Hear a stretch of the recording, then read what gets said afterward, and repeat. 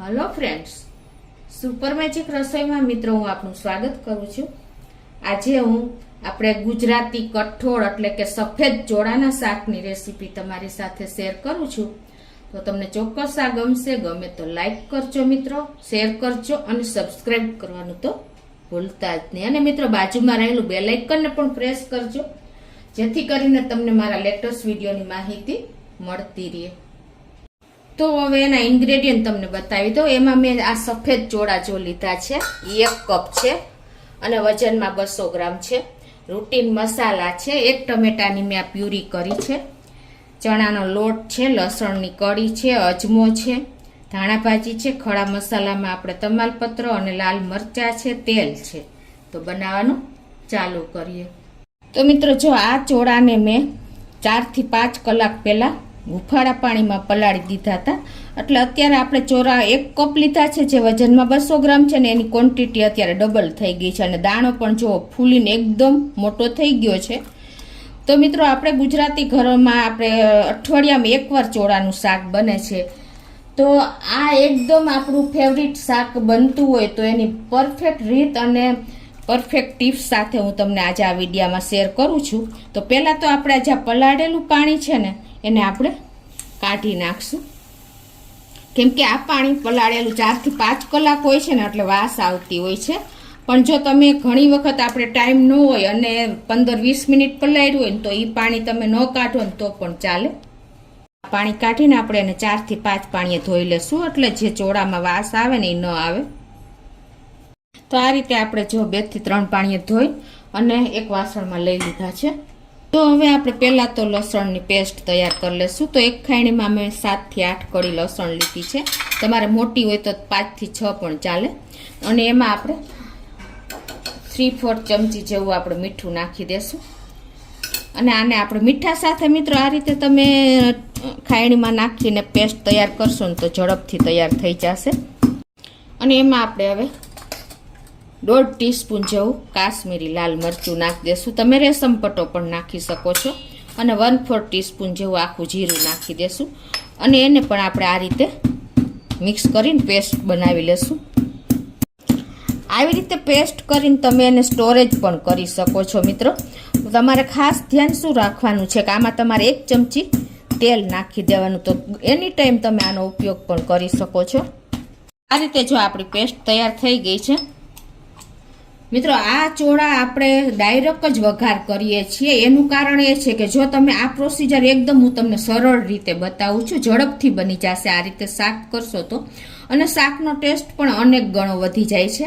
કેમ કે આપણે જો બાફીને ચોળા બનાવીએ છીએ ને તો એ સહેજ આપણને ફીકા લાગે છે, કેમ પાણીમાં બોઇલ થાય છે એટલે. પણ આ રીતે તમે કરશો ને તો એકદમ સરસ બનશે. તો હવે આપણે વઘાર કરી લઈએ. એના માટે આપણે ગેસ ઓન કરી અને એક કુકરમાં આપણે 1 મોટો ચમચો એટલે કે 4 ટેબલ સ્પૂન જેવું તેલ મૂકી દેશું. વઘાર કરીએ ને ત્યારે મિત્રો હંમેશા યાદ રાખવાનું કે ગેસની ફ્લેમ આપણે સ્લો જ રાખવાની છે. આખું તેલ ગરમ થાય છે ને ત્યાં આપણે એક સૂકા મસાલાની પેસ્ટ તૈયાર કરી લઈએ. તો એના માટે આપણે 1 કપ વાટકીમાં 1/2 ટેબલ સ્પૂન જેવું મરચું, 3/4 ચમચી જેવું આપણે ધાણા જીરું અને અડધી ચમચી જેવી આપણે હળદર નાખીને અને આમાં 5 થી 6 ચમચી જેવું પાણી નાખીને આની ફાઇન પેસ્ટ કરી લેશું. આ રીતે તમે સૂકા મસાલાની પેસ્ટ પાણીમાં તૈયાર કરી લેશો ને તો તમારા મસાલા પણ તેલમાં દાઝશે નહીં અને કલર પણ સરસ આવશે. આપણા દાદી નાની આ જ મેથડ અપનાવતા. તો અત્યારની જનરેશને ખાસ આ ધ્યાન દેવાનું છે મિત્રો. તો આ બાજુ આપણું તેલ પણ ગરમ થઈ ગયું છે. અડધી ટીસ્પૂન રાઈ, 1/4 ચમચી જેવો આપણે અજમો નાખવાનો છે. મિત્રો અજમો ખાસ તમારે કોઈ પણ કઠોળનું શાક હોય ને તો એમાં ઉપયોગ કરવાનો છે. એનું કારણ એ છે કે જે કઠોળનું પ્રોટીન હોય છે ને એ પચાવવામાં આપણને હેલ્પ કરે છે. અને આપણે 2 નાના તમાલપત્ર છે એ નાખું છું, 2 સૂકા લાલ મરચાં નાખું છું. ડંઠલ સાથે પણ તમે નાખી શકો છો. અને હવે આપણે 1 ટેબલ સ્પૂન જેવો મેં આપણે ગ્રેવી એકદમ સરસ. આપણે ઘણી વખત કઠોળનું શાક કરીએ છીએ તો શું થાય છે કે રસો અલગ રહે છે, કઠોળ અલગ રહે છે.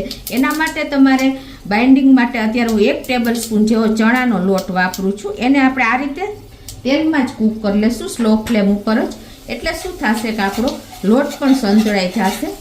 જુઓ મિત્રો, આમાં તમારે ટાઈમ નહીં લાગે અને ફ્લેવર પણ સરસ આવશે અને આપણો લોટ પણ કાચો નહીં રહે. આ રીતે તમારે અડધી મિનિટ જેવો લોટને કૂક કરી લેવાનો છે, ચણાનું બેસનને. અને હવે આ સ્ટેજે આપણે 1/4 ટીસ્પૂન જેવી હિંગ નાખી દેશું.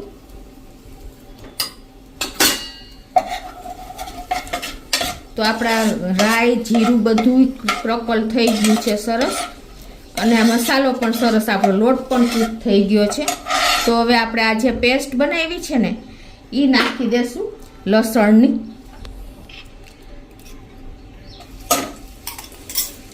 અને આને આપણે સાંતળવાની નથી, ખાલી તેલમાં જ અત્યારે મિક્સ કરીએ છીએ. અને હવે આપણે જે આ સૂકા મસાલાની પેસ્ટ કરી છે ને એ નાખી દેશું. ગેસની ફ્લેમ સ્લો જ રાખી છે, નહીંતર મસાલો બધો આપણો દાજી જશે. અને એને આપણે આ રીતે એકાદ મિનિટ તેલમાં જ કૂક કરી લેશું, એટલે સરસ આપણો મસાલો સરસ તેલમાં કૂક થઈ જાય. જુઓ મિત્રો, તમારા મસાલાની કચાશ દૂર થઈ જશે સરસ. તો એકાદ મિનિટ જેવું થયું છે અને જો આપણું તેલ પણ થોડું કેવું છૂટું થયું છે, ટૂંકમાં મસાલો આપણો કૂક થઈ ગયો છે. તો આ સ્ટેજે આપણે જે એક ટમેટું હતું એની મેં પ્યુરી કરી છે એ નાખી દેશું. અને એને આપણે કૂક થવા દેશું. એ પહેલાં આપણે 1 ટીસ્પૂન જેવું મીઠું નાખી દઈએ, કેમ કે મીઠું નાખવાથી આપણો મસાલાના ભાગનું નાખ્યું છે. અને હવે ટમેટાનું આપણે નાખ્યા પછી, પ્યુરી નાખ્યા પછી તેલ છૂટું પડે ને ત્યાં સુધી આપણે આ મસાલાને આ રીતે જ સ્લો ફ્લેમ ઉપર કૂક થવા દેશું.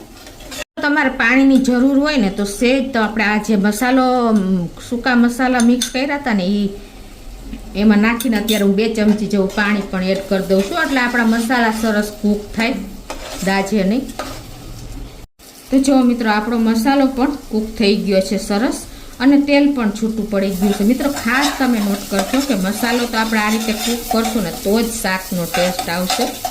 હવે આપણે આ સ્ટેજે આ જે ચોળાને 3 થી 4 પાણીએ ધોયેલા છે ને એ નાખી દેશું.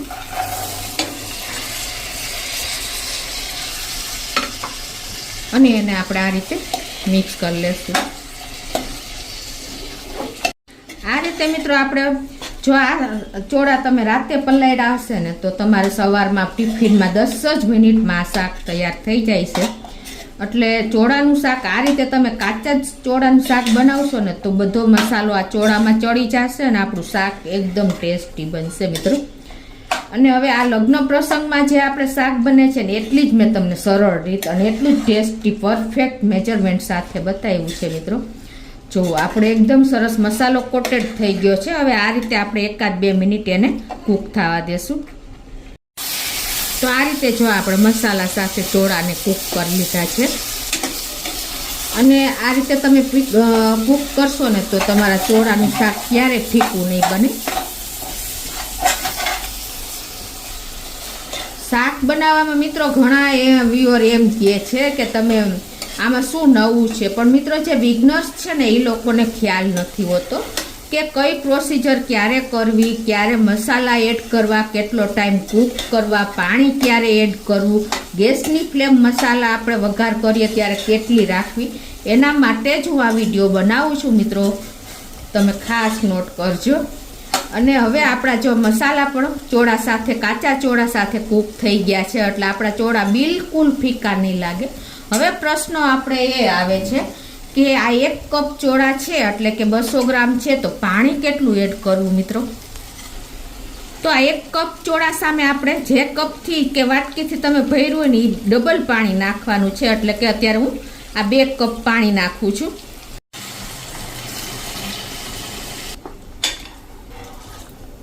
અને હવે આને આપણે મિક્સ કરી લેશું.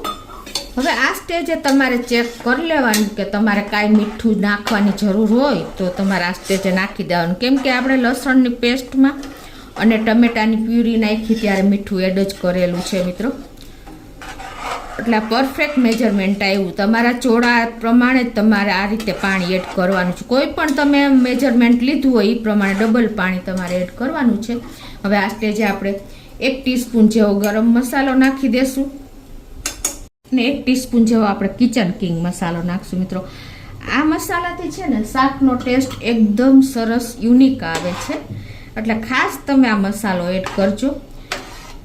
અને હવે આ સ્ટેજે આપણે 1 ચમચી જેવો ગોળ નાખી દેશું. મિત્રો ગોળ આપણે જો આ સ્ટેજે નાખી શકીએ છીએ, પણ ક્યારેય તમારે કુકરમાં કઠોળમાં જ્યારે તમે કૂક કરવાનું બાકી હોય ને ત્યારે ક્યારે લીંબુ કે આમચૂર પાવડર ખટાશ ટૂંકમાં ત્યારે એડ નથી કરવાની. ખટાશ તમારે જ્યારે આપણું શાક કૂક થઈ જાય ને ત્યારે જ એડ કરવાની છે. તો આપણે બધા મસાલા પરફેક્ટ છે. તો હવે આપણે મીડિયમ ફ્લેમ ઉપર 4 વિસલ આપણે કુકરનું ઢાંકણ બંધ કરી અને કરી લેશું. તો આપણે 4 થી 5 વિસલ થઈ ગઈ છે મીડિયમ ફ્લેમ ઉપર, અને આપણું પ્રેશર પણ જો રિલીઝ કુકરનું થઈ ગયું છે. તો કુકરને પણ ખોલી લઈએ.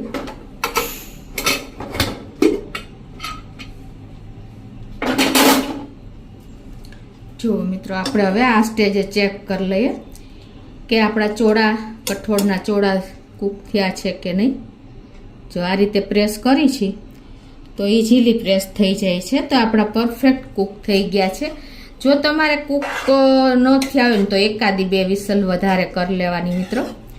અને અત્યારે જો આપણે રોટલા સાથે ખાવા માટે પરફેક્ટ છે, પણ જો તમારે ભાત સાથે ખાવા હોય કે 1-2 કલાક પછી ખાવા હોય ને તો થોડુંક પાણી તમારે એડ કરવાનું. અત્યારે હું અડધો કપ જેવું પાણી એડ કરું છું, કેમ કે અમારે 2 કલાક પછી ઉપયોગ કરવો છે, તો પાણી થોડુંક કઠોળ શોષી જ લે છે.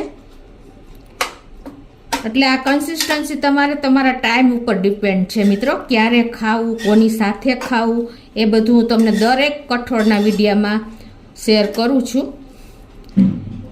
હવે આનો આપણે એક એક્સ્ટ્રા વઘાર કરી લેશું. એ પહેલાં આપણે થોડી એવી ધાણા ભાજી પણ અને લીંબુ એડ કરી દઈએ. ખટાશ હવે આ સ્ટેજે તમારે એડ કરવાની.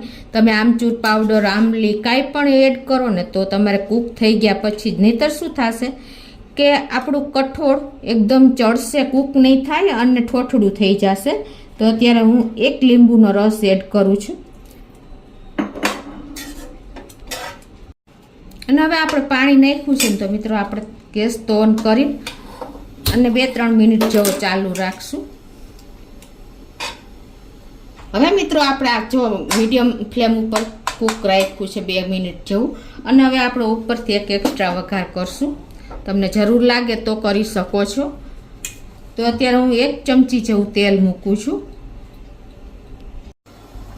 તો આપણું તેલ પણ ગરમ થઈ ગયું છે, અને હવે આપણે ગેસની ફ્લેમ બંધ કરી દેશું. અને આપણે આમાં 1 ટીસ્પૂન જેવું લાલ મરચું નાખી અને એને આપણે મિક્સ કરી લેશું. અને આ વઘારને આપણે આ જે કુકરમાં છે ને એમાં જ નાખી દેશું આ રીતે.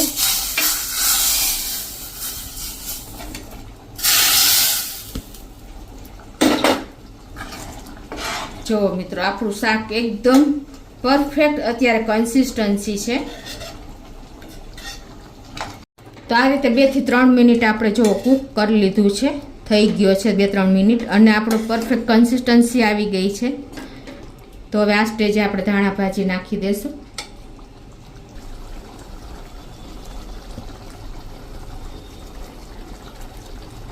અને એને પણ આપણે મિક્સ કરી લેશું. તો મિત્રો આ મેથડથી, આ રીતથી પરફેક્ટ મેજરમેન્ટ સાથે તમે બધા મસાલા કેવી રીતે એડ કરવા, ક્યારે એડ કરવા મેથડ અપનાવશો ને તો આપણે આ લગ્ન પ્રસંગમાં આવું જ ખાટું, મીઠું અને તીખું સફેદ ચોળા કઠોળનું શાક બને છે મિત્રો. અને ટેસ્ટી એટલું બને છે. તો બધા હોશે તમારા ઘરને જમાડો આ મેથડથી શાક બનાવીને મિત્રો, કેમ કે ગુજરાતીઓના ઘરમાં અઠવાડિયામાં 1 વખત તો આ શાક બને છે. અને આવું એકદમ ટેસ્ટી બનતું શાક તમારા ફેમિલી હોશે ખાશે. તો હવે આપણે ગેસ બંધ કરી દઈએ અને સર્વ કરી દઈએ.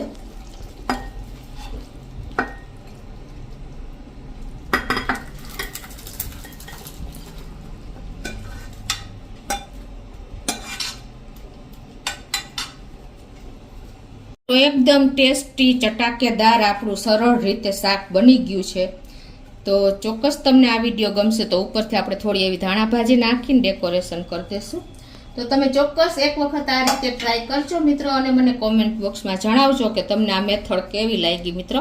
અને તમારી મેથડ અલગ હોય તો પણ જણાવજો. તો તમને ચોક્કસ ગમે તો લાઈક કરજો, શેર કરજો અને સબસ્ક્રાઈબ કરવાનું તો ભૂલતા જ નહીં.